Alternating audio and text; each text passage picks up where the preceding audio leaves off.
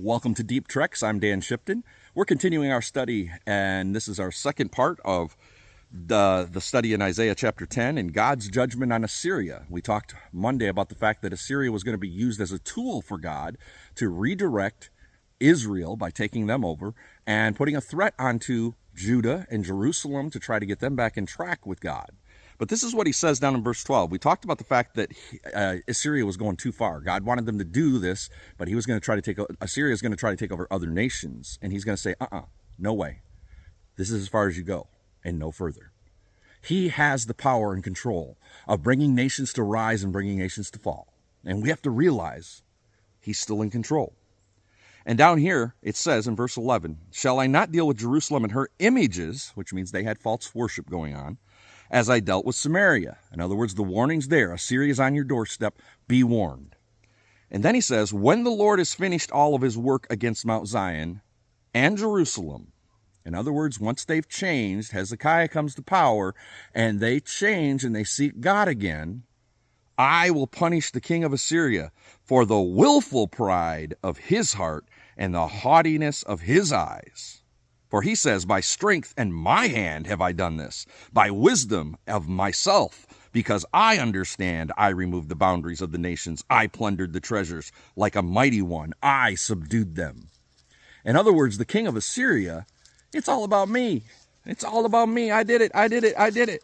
And God says, you've done what I wanted you to do. My people are back on track. Bam. This is as far as you go. And he says, I'm going to remove you from power because you're too prideful in yourself. You're too prideful and not listening to who God is. You never acknowledged it's God who did this. You've acknowledged it's only yourself. And then he comes, I want you to look at verse 15 just to back this up a little more. He says, does the axe rise itself above the person who swings it, or the saw boast against the one who uses it? As if a rod were the wield the person who lifts it up, or a club to brandish the one who is not wood. Therefore the Lord Almighty, will send a wasting disease upon the sturdy warriors under his pomp and fire, and kindled like blazing flames. The light of Israel will become a fire, their Holy One a flame. What he's saying here is, hey, you guys rose to power, Assyria, because I let you. I used you. But guess what? No tool is above the one using the tool. No tool is above. You know, if I have a hammer, if I have a saw, it's in my hand. And that's what he's doing. He's using Assyria in his hand to redirect Israel back to him. And now that it's done, he's going to remove them. He's going to remove them. We talked in our last study that he's in control and we can trust him. But I think sometimes we have to realize in our own lives, he does the same thing. Not just in nations, but in our own lives. How does this affect me personally? I can pray for the nations, but I think sometimes God puts people in our path. Maybe that person at work that we just get so angry with because they are pushing us and they're making us upset. Have you ever asked God, is there a reason why they're doing that?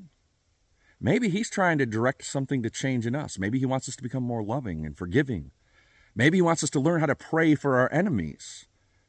There's a lot of reasons why God allows things into our lives, but a lot of times it's to redirect us or to teach us.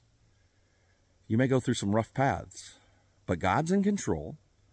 And sometimes we have to step back in the situation and say, maybe there's something I'm supposed to be learning here.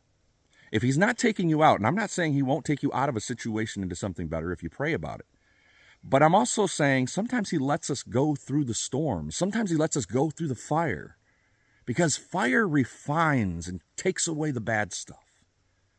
And I think sometimes we forget that. And some of the bad things we have going on in our life, we sit there and go, Satan's doing this. The evil one's doing this. I don't know why this is happening. I don't know what's going on. I want you to think of the book of Job. It reminds me, this is what we just read, reminded me of the book of Job. Because Satan wanted to test Job, and he wanted to do just exactly what Assyria was doing in a prideful way, to say, I'm the one that brought this righteous man down. He's going to curse God. But he didn't. Instead, he praised God in the end. Instead, he trusted God and said, who am I that I should ask from God and be blessed by God and then not expect accept the bad things that happen. He realized God's in control through the good and the bad. So sometimes he's going to remove your storms, and sometimes you're going to have to go through things. And if you're going through something right now, and it's bad, step back and ask what God might be wanting to teach you. And I'm not saying you've done anything wrong. We're talking about Israel. They did something wrong. Judah was doing something wrong. And maybe there is something in your life you need to remove. Or maybe God's saying, I got a different path, so I'm trying to close this door. Or I want you to learn how to love somebody in a circumstance like this, because one day I'm going to use you to teach others how to do the same. All you need to know is God's in control, and in the end, his people are protected.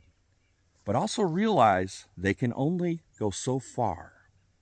If you're a child of God, you are under his hedge of protection, just like Job, just like what we're talking about with Israel. They can only go so far.